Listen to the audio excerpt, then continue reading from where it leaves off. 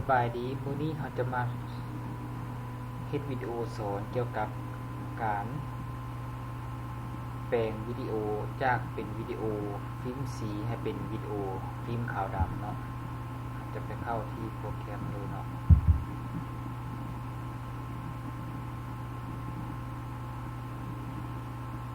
ตัวนี้ชื่อโปรแกรมว่า Series Video Converter Ultimate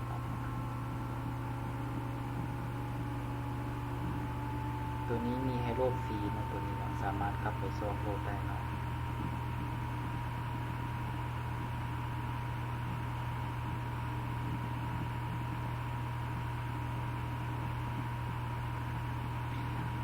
เมื่อเปิดโปรแกรมขึ้นมาแล้วก็จะเห็นหน้าต่างประมาณนี้เนาะโดยทำอิฐอาจจะสามารถตั้งได้เนาะ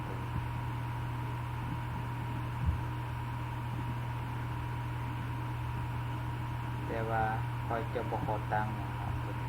จะสาธิตการ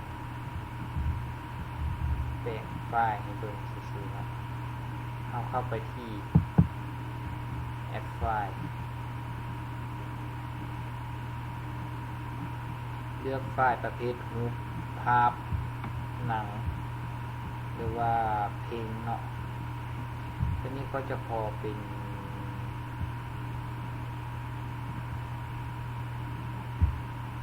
การ์ตูนเนาะ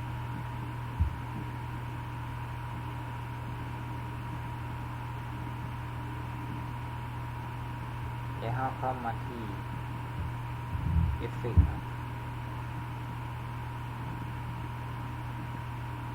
เมื่อเข้ามาแล้วหน้าต่างของวิดีโอมันก็จะโชว์ให้เราแบบนี้เนาะเราสามารถตั้งค่าได้แต่ว่าเขาจะบอกขอตั้งมันจะเป็นออริจินอลมันเนาะตัวนี้ที่เราสามารถตั้งได้แต่ว่าจะบอกมีเกียร์มันเราจะมาเข้าที่ Image แล้วจะมาลองลิ้นเบิ่งว่ามันจากสีเก้ามันจะเป็นสีภาพปกติต้นฉบับมันเนาะแล้วเราจะมาปรับให้มันเป็นสีขาวดำ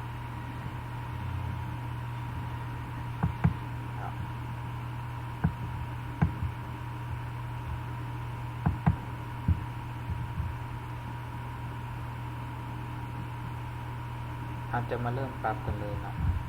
ตัวที่1เราสามารถเลือกได้ตามใจเราจะเอาอาจจะเป็นขนาดของแสงเนาะความแจ้งความสว่างและความมืดของฟิล์มของเราเนาะเราปรับได้เนาะตัวที่2ความสว่างคือกันเนาะความคมชัดของวิดีโอของเราตัวที่3ก็จะเป็นความแจ้งความสว่างคือกันและตัวนี้จะเป็นตัวที่ความเข้มของสีและความจางของสีเมื่อเราปรับมาด้านซ้ายสุดมันจะเป็นขาวดำแต่ถ้าเราปรับไปเบื้องขวาสุดก็จะเป็นสีปกติแต่ถ้าเรามาปรับจางมันก็จะออกเป็นสีเข้มแต่เราจะมาปรับเลื่อนมาซ้ายสุดเพื่อให้วิดีโอนี้เป็นขาวดำแล้วเบิ้งคือเป็นวิดีโอเป็นภาพยนตร์ขาวดำเนาะ